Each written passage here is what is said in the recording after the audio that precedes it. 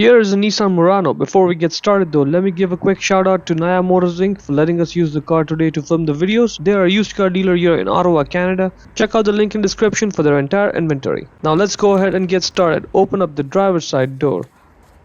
Right over there at the bottom you'll find the primary hood release lever. Pull it. Now in front of the vehicle, right on top of the Nissan emblem there, on the left edge, put one finger in there and then push it left.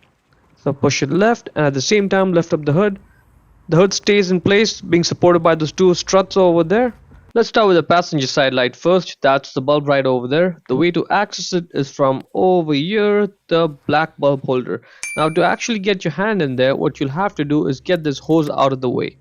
So just get it out and tuck it over there behind that reservoir so it's out of the way. Now you have enough space to get your entire hand in there. All you have to do is just grab that bulb holder and twist it left a little bit. Just that's it. Now it's loose.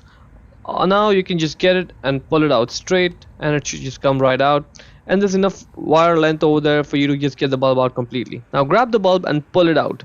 You may have to wiggle the bulb a little bit as you're trying to pull it out, but it'll come right out, don't worry. It may take a few seconds, just be patient with it. And there it is. Let's take a closer look at it. The bulb size is 168 or 194 or T10.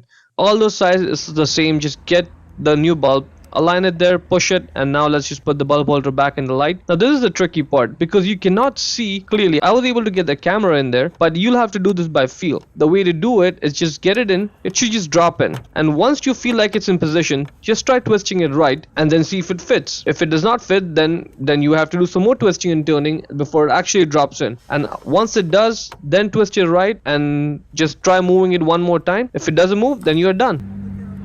Once you're done, just put this hose back in there. And moving on to the driver's side, over here the bulb holder is a lot more accessible.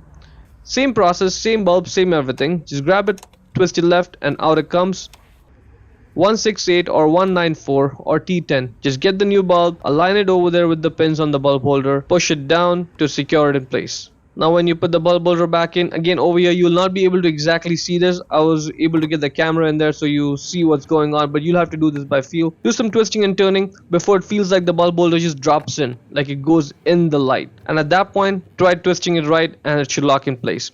Over here, I'm just going to fast forward this bit, but you can see that I'm struggling with it too. I have to do this 3-4 times. It feels like I've got the bulb holder in. I tried twisting it right, but it wasn't really in because it was moving. So just be patient with it, and eventually you'll be able to get it in position. And that is pretty much it.